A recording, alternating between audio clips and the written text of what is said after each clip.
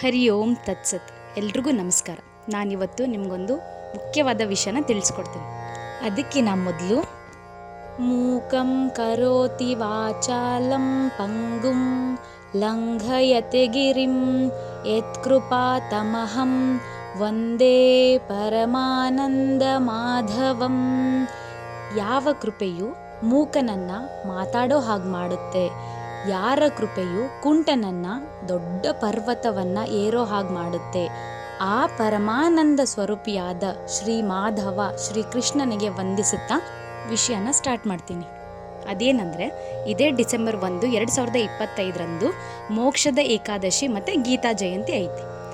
ಈ ಗೀತಾ ಜಯಂತಿ ಅಂದರೆ ಏನು? ಇದು ಭಗವದ್ಗೀತೆ ಬಗ್ಗೆ ಹೇಳಿರೋ ದಿನ. ಇದನ್ನ ಶುಕ್ಲ ಏಕಾದಶಿ ಅಂತ ಆಚರಿಸ್ತಾರ. ಅಂದ್ರೆ ಹಿಂದೂ ಮಾಸದ ಮಾರ್ಗಶಿರ ಆಗ್ರಹಾನ ತಿಂಗಳೊಳಗ ವೃದ್ಧಿಯಾಗೋ ಚಂದ್ರನ 11ನೇ ದಿನದಂದು ಕುರುಕ್ಷೇತ್ರದ ಯುದ್ಧ ಭೂಮಿಯೊಳಗ ಈ ಭಗವದ್ಗೀತೆನ ಅರ್ಜುನನಿಗೆ ಶ್ರೀಕೃಷ್ಣ ಪರಮಾತ್ಮ ಅವರು ಬೋಧನೆ ಮಾಡಿದ್ರು. ಗೀತೆಯನ್ನ ಬೋಧನೆ ಮಾಡಿದ ದಿನಾನೇ ಗೀತಾ ಜಯಂತಿ ಅಂತ ಆಚರಿಸ್ಕೊಂಡು ಬಂದಿದ್ದಾರೆ. ಒಟ್ಟಾರೆ ಈ ಭಗವದ್ಗೀತೆಯೊಳಗ 18 ಅಧ್ಯಾಯ ಅಂದ್ರೆ 700 ಶ್ಲೋಕಗಳದಾವು. ಅದ್ರೊಳಗ 574 ಶ್ಲೋಕಗಳನ್ನ ಶ್ರೀಕೃಷ್ಣ ಪರಮಾತ್ಮ ಅವರು ಹೇಳಿದ್ರ, 84 ಶ್ಲೋಕಗಳನ್ನ ಅರ್ಜುನ ಅವರು, ಮತ್ತೆ 41 ಶ್ಲೋಕಗಳನ್ನ ಸಂಜಯ ಅವರು, ಮತ್ತೆ 1 ಶ್ಲೋಕವನ್ನ ಧೃತರಾಷ್ಟ್ರ ಅವರು ಹೇಳಿದ್ದಾರೆ.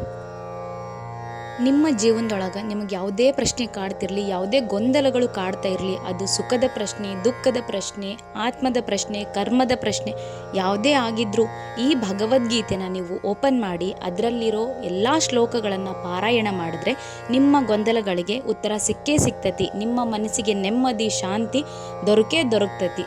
ಆದ್ದರಿಂದ ದಿನ ಆಗಿಲ್ಲ ಅಂದರೂ ಗೀತಾ ಜಯಂತಿ ದಿನ ನಿಮ್ಮ ಮನೆಯಲ್ಲಿರೋ ಎಲ್ಲ ಭಗವದ್ಗೀತೆ ಪುಸ್ತಕಗಳನ್ನು ತೆಗೆದು ಅದನ್ನು ಪೂಜೆ ಮಾಡಿ ಎಲ್ಲ ಪುಸ್ತಕಗಳಲ್ಲಿರೋ ಅಟ್ಲೀಸ್ಟ್ ಒಂದೊಂದು ಶ್ಲೋಕಗಳನ್ನು ಪಾರಾಯಣ ಮಾಡಿರಿ.